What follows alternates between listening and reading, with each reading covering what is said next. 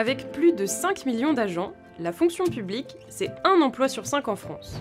Enseignants, infirmières, pompiers, agents territoriaux, ces agents veillent au bon fonctionnement des services publics au quotidien, mais ils ne sont pas toujours visibles. Alors, où travaillent-ils concrètement ? En France, il y a 73 agents pour 1000 habitants, si on ne compte pas les militaires.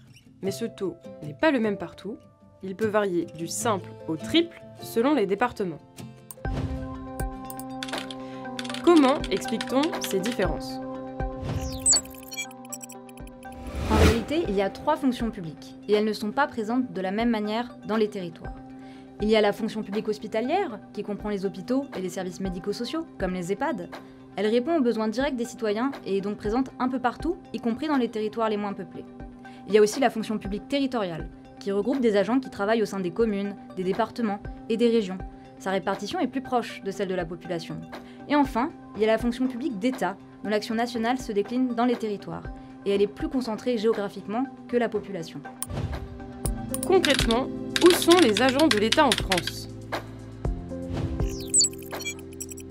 On peut regarder les services de l'État en 3 types de services, qui se répartissent de manière différente sur le territoire.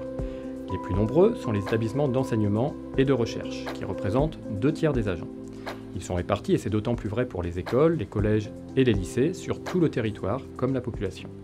Les moins nombreux sont les services nationaux, comme les administrations centrales des ministères. Ces services ne représentent que 7% des agents de l'État. Ils se situent le plus souvent à Paris ou sa périphérie. À elle seule, la capitale regroupe d'ailleurs presque la moitié des agents de ces services. Enfin, il y a les services territoriaux. Certains sont sous la responsabilité des préfets, c'est l'administration territoriale de l'État, et d'autres sont sous la responsabilité des ministères. Ce sont les réseaux déconcentrés, comme la police ou les services fiscaux. Ils représentent 1/4 des agents et exercent surtout dans les grandes métropoles, là où se trouvent les préfectures de région. Finalement, l'État est certes concentré, mais 3 agents sur 4 travaillent hors de l'Île-de-France. La présence de l'État dans les territoires a-t-elle évolué avec le temps ? Entre 2011 et 2019, la fonction publique de l'État a progressé moins vite que l'emploi privé. Mais on observe des évolutions différentes selon les types de services.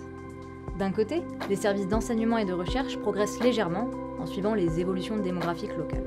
A l'inverse, les services territoriaux ont vu leurs effectifs reculer de 0,8% par an. C'est le cas en particulier des services sous l'autorité des préfets et des services fiscaux. Enfin, en 2016, il y a eu une fusion des régions. À ce moment-là, certains territoires ont perdu leur statut de préfecture régionale. Et de fait, l'emploi dans la fonction publique d'État a moins progressé dans les anciennes préfectures régionales que dans les nouvelles.